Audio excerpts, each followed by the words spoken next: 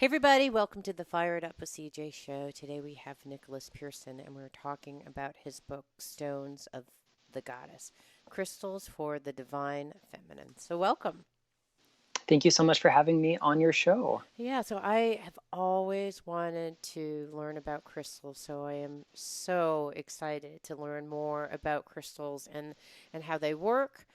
So we actually have we're going to be break in this segment. We're going to have four different segments. One is on some basics of crystals, and then once you are enamored with crystals, how you go buy crystals, and then how you use crystals on a daily basis, and specifically some things that Nicholas has created in the with respect to the divine feminine. So we're going to be going in great detail about crystals. I'm so thrilled to have you here. I wanted to talk about your background with crystals, how you got involved to just start off, and your kind of background and education on crystals. Sure. So I have been collecting my whole life. My greatest love in the world is the mineral kingdom. So I was that kid who would pick up rocks from the side of the road or from the beach or from a family vacation up into the mountains. And there was just something really comforting and mystical about that call of stone. Hmm. And my grandfather clearly observed this behavior, Yeah. and he gifted me with my very first piece of quartz. And that changed my life. I mean, suddenly rock wasn't just this part of the scenery that I liked, but it could be luminous and transparent, and the regular angles and faces of crystals Mm. were just so magical to me. Mm. I ended up spending a lot of time in the library as a kid, and into my young adulthood and adulthood. And I've always loved folklore and fairy tale and myth and kind of the mystical things from many different facets. And so I started to kind of collect little bits of folklore that related to rocks and minerals and Mm. gemstones. Hmm. And eventually I found, this sort of modern approach to crystal healing. And by the time I was in my late teens, I began teaching workshops on working with crystals for the therapeutic side, but also the more esoteric side. And I'm lucky enough that when I went away to school, I got to study mineral science at an earth science museum at my university. And ever since then, it's just been looking for ways to bridge the metaphysics and the mineral science. What I love is people. I was just reading this book, and they're talking about someone who discovers their passion at an early age, and they've known it, and they just follow it throughout their entire lives. And so, I love that you've been passionate about rocks since you were a little kid, and that it's just like continued all the way forward. So, I want to talk about maybe some of the therapeutic and esoteric aspects, and you talk about how crystals have energy, and the people are always like, wearing crystals, draping them over their heads. I have a whole I have a whole little stash here Oh, of crystals, um, frankly not even knowing what they're doing. So tell me a little bit about energetically, what are crystals doing and why are they so powerful?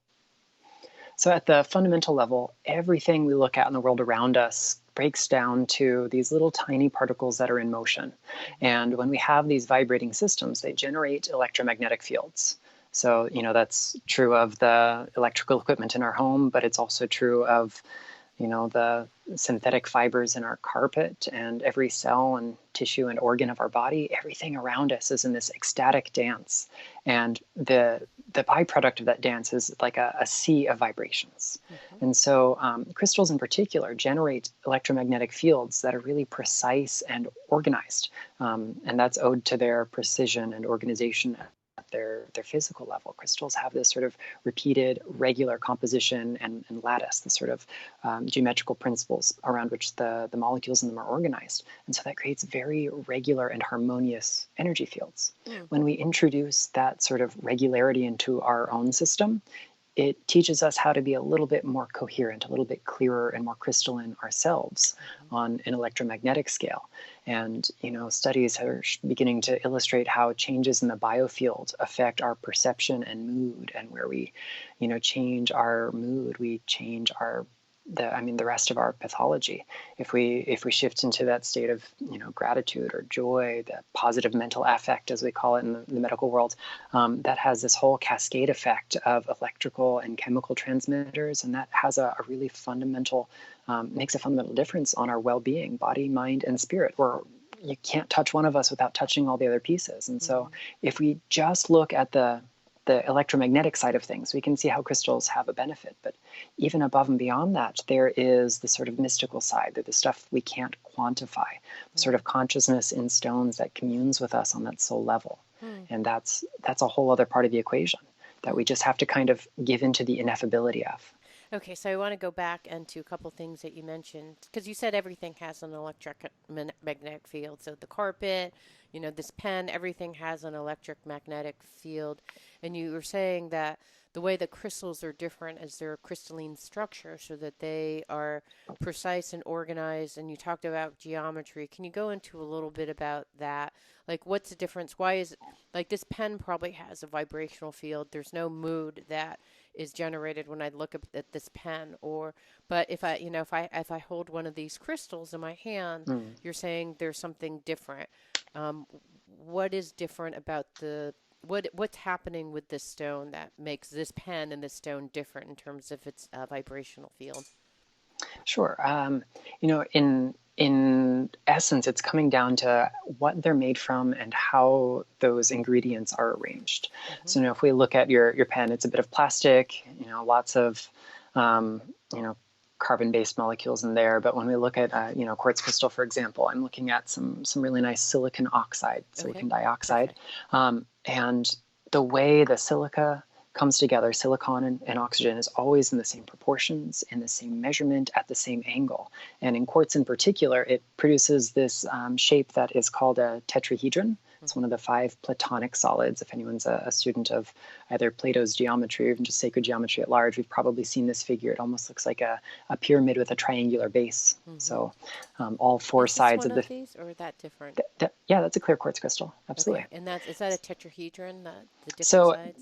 the actual shape is not in the macrocrystal, but if we magnify just one little unit cell of it, Right, so we'd have to use a scanning right, electron microscope to see that right. that fundamental unit cell is perfect and very precise.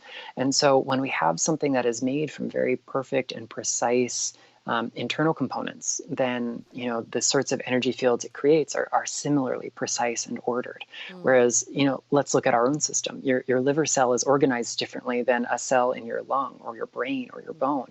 And so we are constantly generating and interacting with a wide field, a wide range of energy fields. Crystals, on the other hand, are very clear, precise, and orderly. So Mm. when we draw this into our own energy fields, it teaches us how to be a little bit more crystalline in that regard. Yeah, so they're like, I get it. So the whole idea with, I've interviewed people on sound healing and all Mm, different types of vibrational healing. Acupuncture is the same kind of thing. There's like a resonant vibration that when our body gets attuned to, so this crystalline structure you're saying has a refined and precise organization, unlike this pen, right? That how it's correct. composed is much more precise and in some ways beautiful because like every single thing is like a replica of itself. So there's something Yeah. about the kind of like replication part of it somehow. I assume that's adding to its vibratory quality. Like I don't know if that's true or not, um, but you're saying that this actually has like there's more vibration that when my body gets attuned, it goes, oh, okay, that's what a coherent, precise structure looks like when Yeah. you're versus whatever you're doing, CJ. Versus this pen doesn't have any of that stuff in it. Right. Okay, got it. Um, Okay, so that's how crystals create energy and vibration is well. So this the way that its composition, the way that it's composed, the what is going into the ingredients of the composition of this mineral, mhm. that's what's actually creating the energy that's unique about this particular crystal. It's one of many factors that go in. Yeah, Just like we can't be reduced to a single formative experience in our lives, we are the yeah, sum total of many things. It's the same yeah. with the mineral kingdom. But when we start talking about crystals, 3 of the most important drivers of their energy are going to be the formation process, whether that's igneous, sedimentary, or metamorphic, the actual ingredients themselves, in this case of nice clear piece of quartz, it's mostly silicon and oxygen. And then the internal arrangement of that, the sort of Mm. geometrical class to which it belongs. And we have 7 crystal systems, and then we have things that are kind of crystal-like but not entirely, and they fall into an honorary 8th system, which is amorphous and non-crystalline. So Mm-hmm. those 3 things are the predominant factors in a crystal's energy, but other things also influence it. What trace elements are there? What is its hardness? How does it interact with light? Does it have any other mechanical, physical, optical, chemical properties? And somewhere on that list, color is also present. Many of us, when we're attracted to the mineral kingdom, are really drawn to color as sort of our primary orientation to discovering what a crystal can do for us. Place blue stones at the throat chakra or green ones at the heart. But color, as far as the physics of crystal energy is concerned, color is only about 1/14 of its total energy, maybe 7% approximately. So that means we've got 93% that is accounted for by all of those other components of its energy field. Wow, interesting. Okay, so how the vibration of that of a particular crystal, whether it's I have like several here, whether it's like this one, or this one, like what it Yeah. kind of all of these are going to vary on the various dimensions that you said, like formation, ingredients, geometric, but then like the hardness, the amount of light that goes through, the chemical properties of color, all those kinds of other things are Mhm. affecting the energy for me, CJ, and when I touch these stones. Is that right? Yeah, absolutely. So like And if and so that's basically how it creates energy, and Nicholas, if I gave you these stones, that may actually create something different for you, because I assume you're vibrating, vibrating and we have who knows how many variables on the way that right. you vibrate differently than I do, but I assume that there's a relationship, I assume, between Mm. myself and the energy and the stone. Is that fair to say? Is that true? Yes, it's there's a lot to unpack there. So first and foremost, the fundamental energy signature of the crystal will be the same regardless of its environment. Right. However, what it interacts with can change. So Mm, that's why you can have 2 people pick up the same piece of rose quartz and have 2 different end results. And a mm, lot of the literature on crystals is focused on end results. And that's why you get so many different authorities online and in books that don't mm, agree, because what we're looking at is not the underlying mechanism responsible for the energy, but how did that play out in my life? And my baggage is going to be very different from anyone else's in life because we're all individual in that regards. So crystals are masters of reflection. So one of the things they can do for us is reflect what's happening below the level of the conscious mind. mm, And so at that value, we're going to see a big difference even with the same mineral specimen handled by 2 people. mm, But if we dig deeper, what is common to these experiences? We start to find those underlying mechanisms. mm, And things like the composition, the structure, the formation process can be clues as to what those common mechanisms are that mm. give us both shared and different experiences. Okay, all right. And before we close this first part about crystals, there well about stones. I don't even know what the difference. I realize I don't know what the difference between a crystal, a mineral, a rock, a stone, or a gemstone is. Can you kind of help me just clarify terminology so I'm not insulting your insulting your knowledge with using them all synonymously? Yeah, and for starters, I think culturally speaking, we do use them synonymously, especially kind of in the metaphysical world. But if we want to be like very precise and technical, a crystal is any usually solid substance that has a regular composition and a repeating symmetrical structure. So that could imply, this beautiful piece of quartz, but we also have components of our bodies that are crystalline.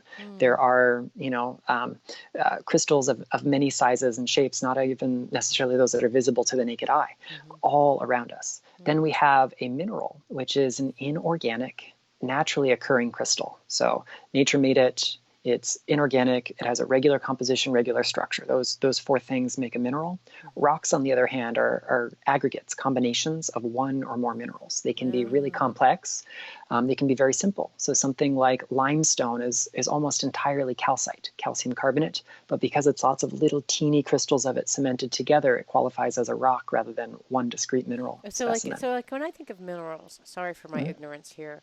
Um, it's inorganic, meaning that it's like it's not live. But what does that mean? It's like it's what does it mean to be an inorganic crystal? And give me, is that like magnesium is an inorganic crystal or Well, a mineral? So, this piece of quartz is inorganic. So, there are two ways we can kind of approach the definition of something being inorganic. It Hmm. can either be something not made by living things, Hmm. or it can be, the more chemistry-minded definition is going to be a little bit more complicated, but it's generally deals with whether or not it contains carbon and what state that carbon is in if it is in there. And Okay. without going into all those rules and regulations, it's easier to say those made by non-living things. So we have crystals in our body, things like calcium phosphate in our bones, and because it's made by an organic process, we wouldn't consider it a mineral in the geological sense. Okay, got it. Whereas like the calcium carbonate or something like something that you can actually Mm. I don't even know. I think magnesium is something like it's a physical Mm-hmm. thing, Yeah, right? That's absolutely. an example of a mineral, magnesium, which I've seen. It's like big piles of orange. Yeah. I assume that they start off as I don't know what they are. I mean, are they? This is my ignorance. I just saw a powder of a big pile Right. of magnesium. I don't know if it comes in a magnesium or if it comes as a rock or how to create it into the powder. But Yeah, I mean, more than likely it's refined from some sort of source, yeah, and then goes through that process of refinement to end yeah. up So, as but that it pile comes of up as like powder. a solid thing, like some solid thing that then gets crushed down to a rock. Okay, so that's a mineral. A rock is an aggregate of one or more minerals. And then what's a stone and a gemstone? So a stone has a really kind of nebulous term. Okay. Um, a stone is any hard, solid substance made by geologic processes. So in some cases, the definition is meant to refer only to the types of rocks and minerals that are rounded and transported by sedimentary action. So Mm-hmm. they're kind of sorted by size as this process goes on, and it's a smooth thing you pick up out of the river, for example, Right. among other places. But more broadly, a more say user-friendly definition is just anything solid that came from a geological event. A Okay. gemstone, on the other hand, or maybe we could even say gem material, would be any of the above that is used for ornamental purposes. So Oh. some gemstones are actually not true minerals because they either lack crystal structure, like opal, and some of them are organic in origin. Things like amber and jet and coral are used as gems, even though they're made by once living things, or are composed of organic forms of carbon-bearing compounds. So gem also has a very forgiving kind of definition. So gem could be any of these things, like you said. Opal is considered a not is not a crystal. Did you say it's a crystal? Correct. Okay, and then It's non-crystalline. amber is like a mineral. Really, I mean, it's made out of organic substances and then hardened, and also probably so it's just things that you wear. Like I have amethyst on right Yeah, now, so absolutely. that's basically a gemstone. But it's something that you can create into jewelry. I'll summarize it like that. Is that right? So that's the difference among all these different things. And so, would the best thing for me to do when I'm talking about these, because not everything's are crystalline structure, so I should just be referring things to as rocks, or what should I say in this Um, interview? let's start by saying I'm not going to judge you for whichever terms you Okay. use. Yeah, Okay. but stone I think is a good catch-all term. Okay, so we've been talking in the first part to Nicholas Pearson, crystals for the divine feminine stones of the goddess, and we were just covering the very first couple of chapters on the basics, and we were talking about the energy of crystals, how they're created, the different ways in which crystals are differentiated. We talked about all the different things from formation, ingredients, etc., and then some nomenclature to use in that was featured in the stones of the goddess. So thank you. Thank you, My Nicholas. pleasure.